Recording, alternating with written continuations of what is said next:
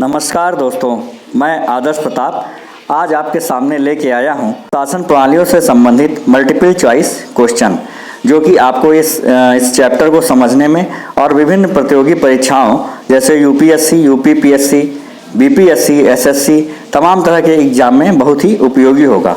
तो प्रस्तुत है शासन प्रणालियों पर आधारित MCQ। पहला क्वेश्चन है, भारतीय संविधान में किस प्रकार के शासन प्रणाली की व्यवस्था की गई है।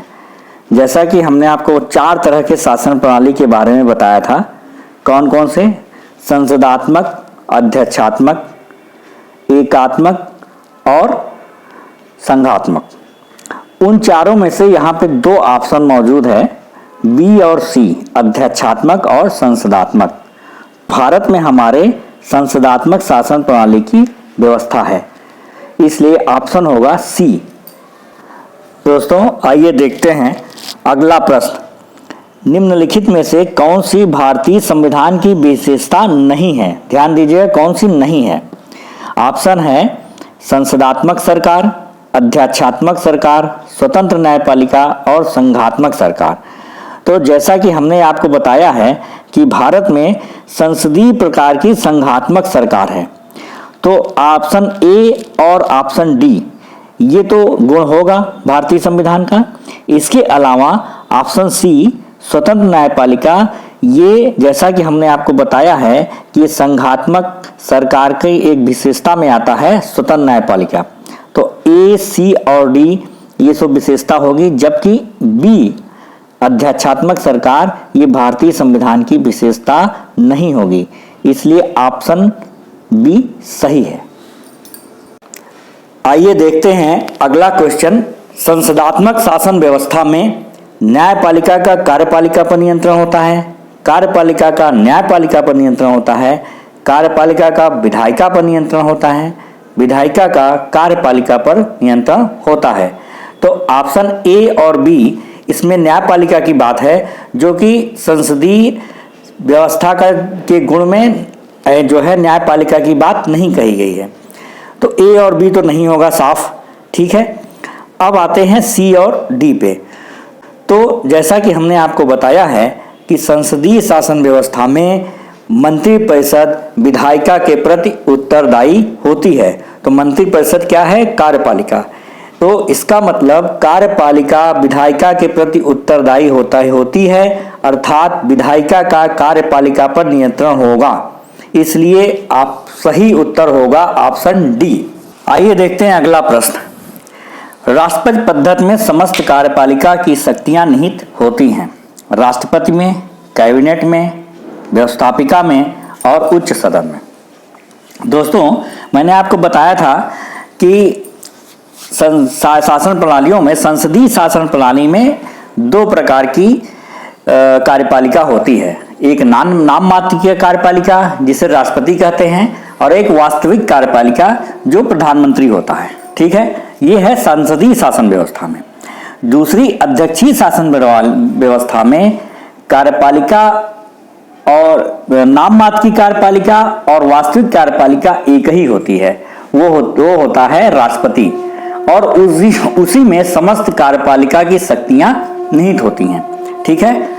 तो सही ऑप्शन होगा ए। आइए देखते हैं अगला क्वेश्चन।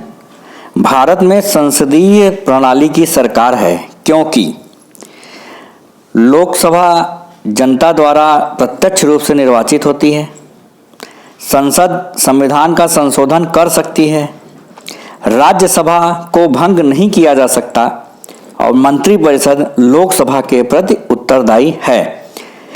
दोस्तों हम जानते हैं भारत में किस प्रकार की शासन व्यवस्था है? संसदीय। अब इसमें पूछा जा रहा है क्यों है, माने कौन सा गुण है जिसके कारण यहाँ पे संसदीय व्यवस्था हम कह सकते हैं। तो ऑप्शन ए, बी और सी ये तीनों ही गुण जो है वो जब हम आपको पढ़ा रहे थे संसदीय व्यवस्था और अध्यक्षीय व्यवस्था, तो ये तीनों ही गुण उसमें जिक्र नहीं किया गया था, ठीक। अब एक बचता है आंसर डी, माने मंत्रिपरिषद लोकसभा के प्रति उत्तरदायी। ये जो है संसदीय व्यवस्था का एक मुख्य गुण है कि जो मंत्रिपरिषद होती है वो लोकसभा के प्रति उत्तरदायी होती है। इसलिए इसका सही आंसर होगा आंसर डी, मंत्रिपरिषद लोकसभा के प्रति उत्तरदायी है। आइए देखते हैं अगला क्वेश्चन। निम्नांकित में से कौन एक अध्यक्षात्मक शासन प्रणाली का आधारभूत तत्व है? संविधान की कठोरता, एकल कार्यपालिका, व्यवस्थापिका की सर्वोच्चता और अवशिष्ट अधिकार राज्यों के पास होना। ठीक है, तो पहला ऑप्शन संविधान की कठोरता, ये संघीय व्यवस्था का गुण है। ठीक, उसके बाद आंसर डी, अवशिष्ट अधिकार राज्यों के पास होना, ये भी संघीय व्यवस्था का गुण है। ठीक है, व्यवस्थापिका की सर्वोच्चता, ऐसा कोई गुण हम कहीं नहीं पाते हैं। ठीक है, तो अब आइए आंसर बी पे, एकल कार्यपालिका।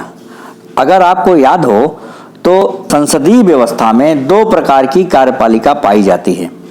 ठीक है, एक नाम मात्र की और एक वास्तविक, जबकि अध्यक्षात्मक शासन व्यवस्था में एक ही कार्यपालिका पाई जाती है, वो होता है राष्ट्रपति। ठीक है, और उसी में सभी शक्तियां निहित होती हैं। इसलिए इसका सही होगा आंसर बी, एकल कार्यपालिका। आइए देखते हैं अगला क्वेश्चन। निम्नलिखित में से कौन सा सही है? अध्यक्षात्मक शासन प्रणाली की विशेषता है या है? पहला, कार्यकारिणी का प्रमुख राष्ट्रपति होता है। राष्ट्रपति अपने मंत्रिपरिषद का चयन स्वयं करता है। राष्ट्रपति व्यवस्थापिका को भंग नहीं कर सकता और उपरोक्त सभी। तो पहला अगर देखें तो जैसा हमने आपको बताया है कि अध्यक्षीय शासन व्यवस्था में कार्यकारिणी की सभी शक्तियां एक ही व्यक्ति में निहित होती हैं। वहाँ पे नाम मात्र की और वास्तविक कार्यपालिका जैसी अलग अलग व्यवस्था नहीं होती। ठीक है, सभी कार्यकारिणी की सभी शक्तियाँ एक ही व्यक्ति में निहित होती हैं और वह व्यक्ति होता है राष्ट्रपति। इसलिए ए सही होगा। उसके बाद आइए, राष्ट्रपति अपने मंत्रिपरिषद का चयन स्वयं करता है। तो जैसा कि हमने आपको बताया था कि अध्यक्षीय शासन व्यवस्था में राष्ट्रपति चुना जाता है और उसके बाद वो अपने मंत्रिपरिषद के सदस्यों को स्वयं चुनता है।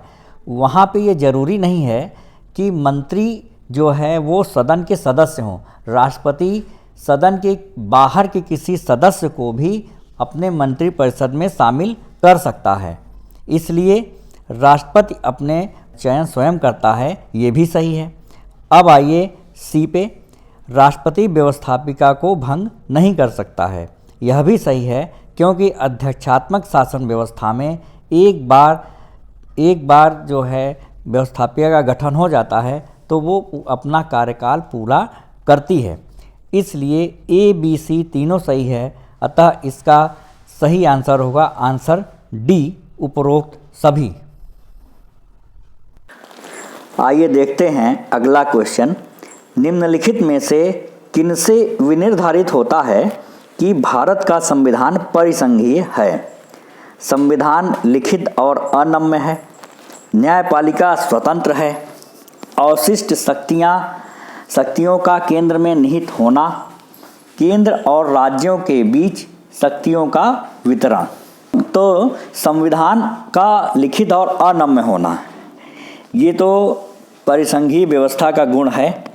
ठीक है, अब अगला देखते हैं, न्यायपालिका का स्वतंत्र होना। यहाँ न्यायपालिका भी स्वतंत्र है, ये भी गुण है संघीय व्यवस्था का। तीसरा देखते हैं, अवशिष्ट शक्तियों का केंद्र में निहित होना। देखिए, अवशिष्ट शक्तियों का केंद्र में निहित होना ये संघीय व्यवस्था का गुण नहीं है। संघीय व्यवस्था में अवशिष्ट शक्तियाँ राज्यों के पास होती हैं। ठीक, तो ए और बी ये संघीय व्यवस्था का गुण है। अब आइए आंसर डी, केंद्र और राज्यों के बीच शक्तियों का वितरण होना, तो ये भी संघीय व्यवस्था का गुण है। माने ए, बी और डी ये तीनों संघीय व्यवस्था के गुण हैं। लेकिन अब बात यह है कि इन तीनों में कौन सा आंसर सही होगा। तो हमने आपको बताया था कि संघीय व्यवस्था का जो मुख्य लक्षण है वो किसके आधार पे होता है? वो होता है किसी भी प्रणाली का संघीय या एकात्मक होना इस बात पर निर्भर करता है कि केंद्र और राज्यों के बीच शक्तियों का वितरण है या नहीं। यदि केंद्र और राज्यों के बीच शक्तियों का वितरण नहीं है, सभी शक्तियां केंद्र के पास हैं, केंद्र शक्तिशाली है, तो वो एकात्मक व्यवस्था का गुण होता है। और जब केंद्र और राज्यों के बीच शक्तियों का स्पष्ट और लिखित विभाजन होता है तो वो संघीय व्यवस्था का मुख्य गुण है, वही आधार है संघीय व्यवस्था का। ठीक है, तो ए और बी भी संघीय व्यवस्था के गुण हैं, लेकिन जो आधार है संघीय व्यवस्था का वो क्या है? केंद्र और राज्यों के बीच शक्तियों का वितरण। इसलिए इसका सही आंसर है आंसर डी, केंद्र और राज्यों के बीच शक्तियों का वितरण। आइए देखते हैं अगला क्वेश्चन। भारत की संसदीय शासन प्रणाली एवं ब्रिटेन की संसदीय शासन प्रणाली में अंतर का बिंदु निम्नलिखित में से कौन है? सामूहिक उत्तरदायित्व, न्यायिक समीक्षा, द्विसदनात्मक व्यवस्थापिका, वास्तविक एवं नाम मात्र की कार्यपालिका। ठीक है, तो सामूहिक उत्तरदायित्व वो भारत में भी है और ब्रिटेन में भी है। भाई दोनों जगह संसदीय व्यवस्था है और संसदीय व्यवस्था में मंत्रिपरिषद सामूहिक रूप से विधायिका के प्रति उत्तरदायी होती है, तो वो भारत में भी है और ब्रिटेन में भी है। अच्छा, अब आइए सी पे, द्विसदनात्मक व्यवस्थापिका। द्विसदनात्मक व्यवस्थापिका वो भारत में भी है और ब्रिटेन में भी है। अब आइए डी पे, वास्तविक एवं नाम मात्र की कार्यपालिका। वास्तविक माने प्रधानमंत्री और नाम मात्र की माने राष्ट्रपति, तो वो भारत में भी व्यवस्था है, यहाँ भी वास्तविक और नाम मात्र की कार्यपालिका है, और ब्रिटेन में भी वास्तविक एवं नाम मात्र की कार्यपालिका है। ठीक दोस्तों, ऑप्शन बी न्यायिक समीक्षा, ये भारत में तो है लेकिन ब्रिटेन में नहीं है। भारत में न्यायपालिका को न्यायिक समीक्षा का अधिकार है, माने विधायिका द्वारा बनाए गए कानूनों का वो न्यायपालिका समीक्षा कर सकती है, जबकि ब्रिटेन में ऐसा नहीं है। ब्रिटेन की न्यायपालिका को विश्व की सबसे कमजोर न्यायपालिका माना जाता है। ठीक है, वहाँ की न्यायपालिका को संसद द्वारा बनाए गए कानूनों के समीक्षा का अधिकार नहीं है। इसका सही आंसर होगा आंसर बी, न्यायिक समीक्षा। आइए देखते हैं अगला क्वेश्चन। निम्नलिखित में से कौन एक भारत के संविधान का संघीय लक्षण नहीं है? केंद्र तथा राज्यों के बीच शक्ति का बंटवारा, पूर्ण रूप से लिखित संविधान, एकहरी नागरिकता और स्वतंत्र न्यायपालिका। तो केंद्र तथा राज्यों के बीच शक्तियों का बंटवारा ये संघीय व्यवस्था का लक्षण है। पूर्ण रूप से लिखित संविधान, यह भी संघीय व्यवस्था का लक्षण है। ठीक है, स्वतंत्र न्यायपालिका, यह भी संघीय व्यवस्था का गुण है। जबकि जैसे आप जानते हैं एकहरी नागरिकता ये एकात्मक व्यवस्था का गुण है। ठीक है, एकहरी व्यवस्था ये ब्रिटेन में है। ठीक है, संघीय व्यवस्था में दोहरी नागरिकता पाई जाती है, माने संघ की भी नागरिकता और खुद अपने राज्य की नागरिकता। ठीक है, तो एकहरी नागरिकता ये संघीय व्यवस्था का लक्षण नहीं है बल्कि एकात्मक व्यवस्था का लक्षण है। इसलिए आंसर सी